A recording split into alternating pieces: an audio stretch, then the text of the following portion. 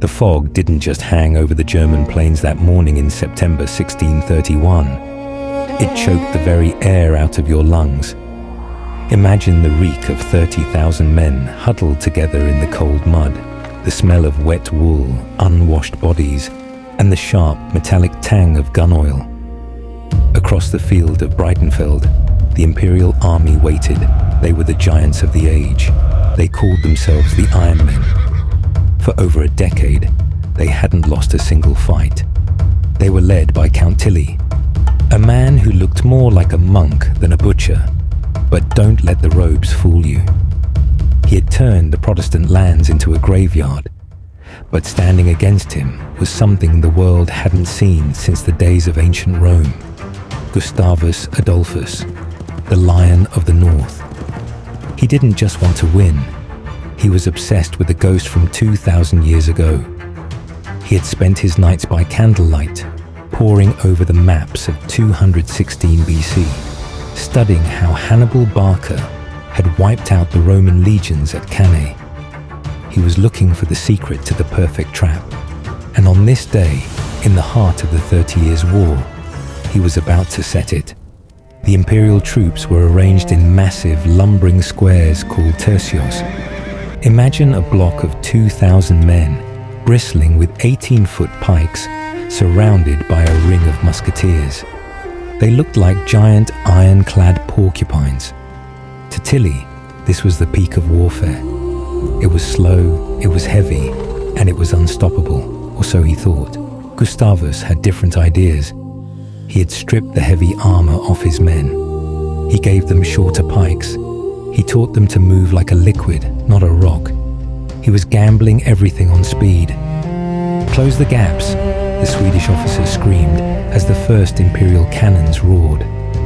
The ground beneath their boots didn't just shake, it groaned. A 12-pound iron ball doesn't just hit a man, it erases him. The air was filled with the screams of horses and the sickening thud of wood splintering. And then the smoke came. It wasn't just the fog anymore. It was the black, sulphurous cloud of 500 muskets firing at once. You couldn't see your hand in front of your face. You just aimed at the wall of grey and hoped to God you weren't the next one to fall into the mud. Quick one.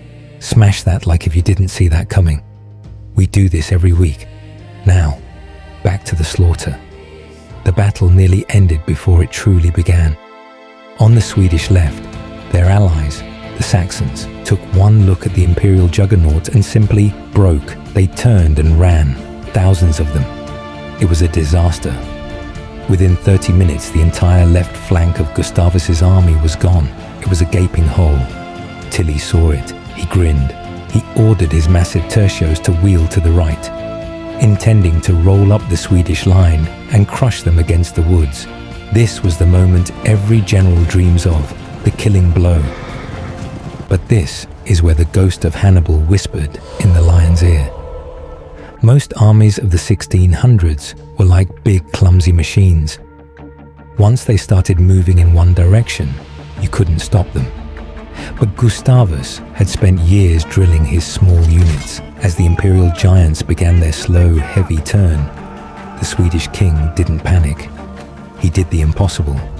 He ordered his entire second line to sprint. Not away from the enemy, but into the gap. Imagine the Imperial soldiers' confusion. They thought they were chasing a broken army, but suddenly, out of the sulphur smoke, a fresh wall of Swedish steel appeared. And they weren't just standing there. They were firing. Not in slow, alternating ranks, but in salvos. An entire row of musketeers pulling the trigger at the exact same moment. The noise was like a mountain collapsing. The lead balls tore through the Imperial tercios at point-blank range. Because the Imperialists were packed so tightly together, every single bullet found a home. Bones shattered, pikes dropped. The unstoppable wall was bleeding. And then the wind shifted. For hours, the smoke had been blowing into the Swedes' eyes. Suddenly, it whipped around, blinding the Imperialists. Gustavus saw his opening. He drew his sword. the steel catching a rare glint of sunlight through the haze, and led the cavalry charge himself. He didn't stay in the back like a king should. He rode into the reek and the roar. He targeted the Imperial artillery. He didn't just capture their guns. He turned them. Imagine the horror for Tilly's men. Their own cannons, the ones that had won them a dozen battles, were now being loaded with canister shot, hundreds of small iron balls, and fired directly into their flanks. This was the double envelopment. This was Cannae in the age of gunpowder. The Swedish infantry hit them from the front. The captured cannon shredded them from the side, and the Swedish cavalry hammered them from the rear. The Iron Men were being forged into a casket. The slaughter lasted until the sun dipped below the horizon. The once pristine fields of Breitenfeld were now a swamp of red mud and broken dreams. 7,000 Imperial soldiers lay dead.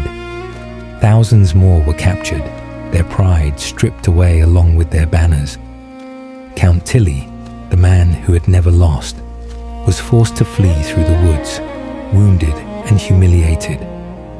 As the smoke finally cleared, Gustavus Adolphus sat on his horse, his armor blackened by soot, his face splattered with the blood of men he'd never known. He had done it.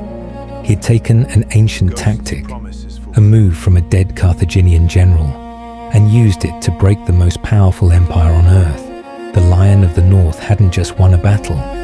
He had rewritten the rules of how men kill each other. Chivalry was dead. The era of the heavy square was over. The world would never be the same again. The ghost of Hannibal could finally rest. But for Europe, the long, dark night of the war was only just beginning.